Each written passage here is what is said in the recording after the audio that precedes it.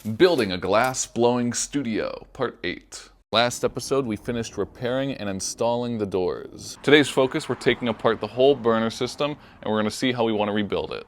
Using a couple of pipe wrenches, we're going to disassemble all the parts and salvage any components that still work. These here are the components that I took off the old burner system. I tested all these off camera to make sure that they work, and they all do. All the fittings here you can see are pretty rusted on the outside and on the inside as well, so we're not going to use these. We're not going to use any of the 2-inch gas pipe either. You can see how rusted it is on the inside. I don't want this to affect the burners or anything. At this point, I'm going to go ahead and draw a new plan for the gas system. This here is going to be the new setup. I'm keeping a couple of the safeties on, that way if something goes wrong, it will automatically shut itself off. It'll probably change a little bit as I put it together, but for the most part, this is what we're going to do. We're going to start by working on this section here.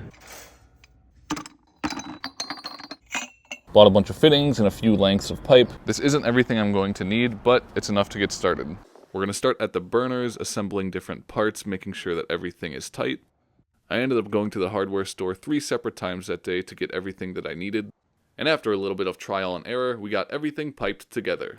All the 2-inch pipe is now plumbed in. The old system had a separate line for each burner, but this time I combined them together to make it much simpler. At this point, we have completed this entire section of the gas system. Next episode, we're going to build the entire propane supply line as well as the mixer, which is responsible for mixing the air with the propane. So if you want to keep up with this project and everything else that we do here at the studio, then be sure to follow, and thanks for your time.